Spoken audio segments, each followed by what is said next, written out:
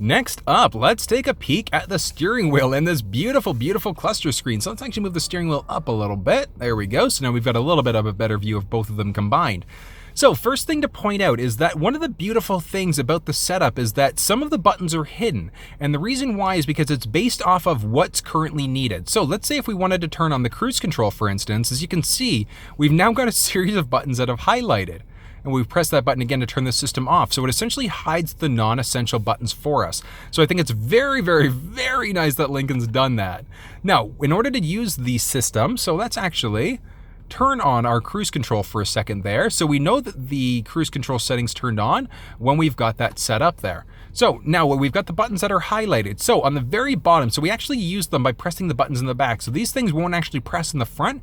We need to use the back pedals. So along let's start off on our left-hand side. So the resume, if for whatever reason the adaptive cruise control brings us to a stop that's longer than 3 seconds, or if we have to brake ourselves, by pressing the resume button, it's going to pick us back up to the speed that we were set at. Our plus or minus, when we get up to the cruising speed that we'd like, we're going to press the plus or minus, and that's going to set us at a specific speed.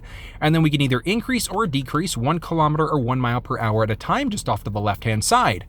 As we move to the right, so as we can see, the very bottom one is going to be our distance indicator. That's going to indicate how close or how far we are away from the vehicle that's in front of us.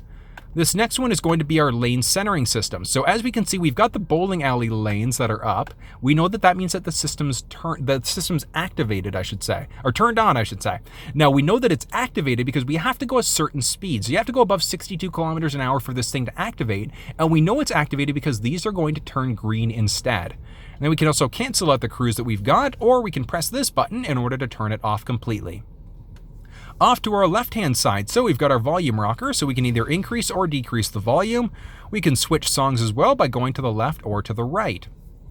Off to our right-hand side, so a couple things. These are essentially rocker pads, so we would go up and down with it. So these aren't buttons, so you can press them all you want. These aren't going to go. You have to move this rocker up or down. So as we move up, as you can see, we've got some navigation settings. So we don't need to go to our cluster or sync 3 screen, I should say. So we don't need to go there in order to be able to look at our navigation.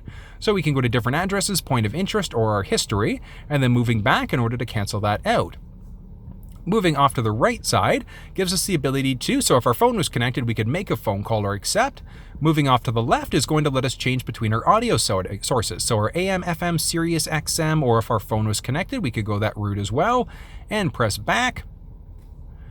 Next up, we've got some basic menu settings. So if we go to our basic settings, so we can go to our display setup. So display setup, if we press OK, so the OK, we have to drive the stick off to the right. And we've now got a series of different settings. So again, move off to the right, so our information screen, so we can select what shows up. Matter of personal preference, what shows up there. Our speedometer, it's going to show as, so our miles or kilometers.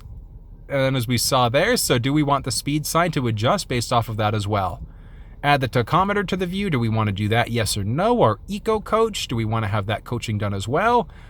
Border crossing, as we cross over into the States, do we want to have that showing up there as well? Next up, it's going to be our oil life reset. So as we get an oil change, all we would do is rotate off to the right in order to be able to reset that if you do it yourself, or move back. And back again, and that's going to bring us to our calming screen. So now as you can see, we added the tachometer, so we've got that in the left-hand side of the cluster screen, and off to the right.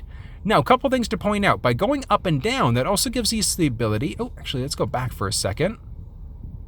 Perfect, there we go, so very straightforward. Now, if we press this button, that gives us the ability to now move between some different settings. So looking here, as you can see, we do now have the tachometer that's showing on the left-hand side, and we've got our speedometer on the right. We've also got our trip indicator. So if we press this button now, that's going to let us choose between the active screens that we've selected. So our fuel economy, our tire, that tire pressure is off, our tire pressure, or our basic calming screen. Now, if we go to the trip one, if we want to reset to our factory default, so as we saw there, all we have to do is press and hold this button, and it's going to reset that for us and zero it out. So it's very, very straightforward.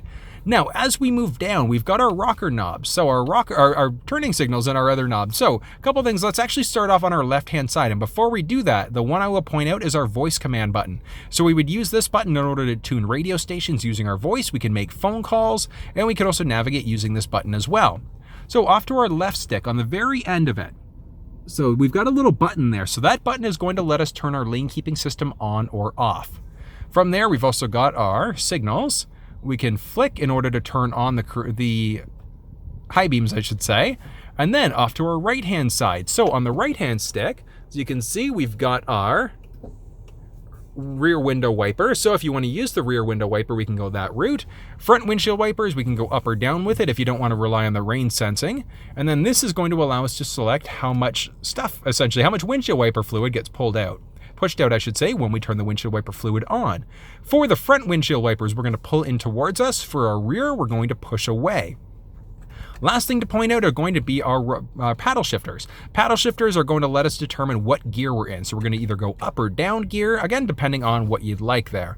And that's going to be the basics of the steering wheel and the instrument cluster.